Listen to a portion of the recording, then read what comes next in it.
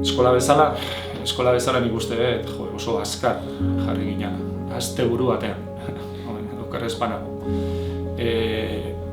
Jarri ginen online, etxetikan, bakoitzak bere medioekin, eta aurrera atera genuen ikasturtea.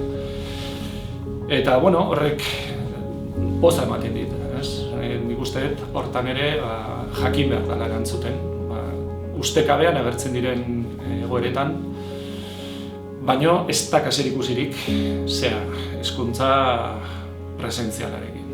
Aurrez aurreko hezkuntza niretzat ezinbestekoa. Hezkuntza izan behar du harremanak nik nire uste apalean aurrez aurrekoak izan behar dira.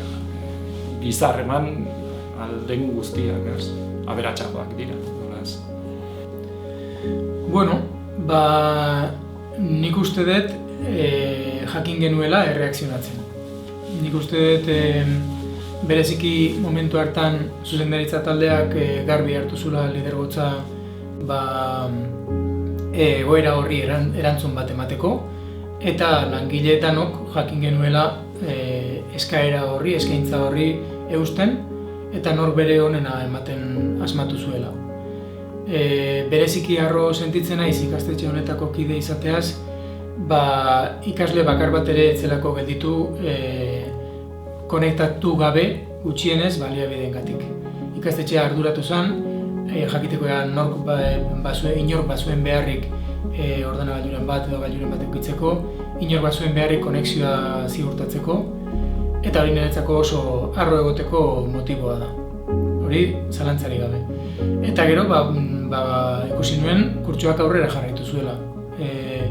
Batzutan ziur egon gabe egiten eginena baliozkoa zen edo ez, jakin gabe zentzu gehiegirik zuen edo ez, baina zentzua zeukana zen ikaslei eskaintzen geniela aukera, normalidade puntu bat sartzekoa beraien bizitzan, egoera oso anormal hortan.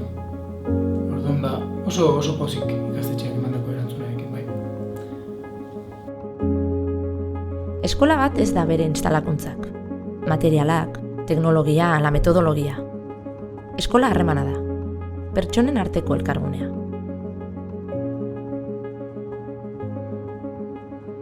Oraindik hurbilagotik ezagutu nahi bagaituzu, deitu gaitzazu.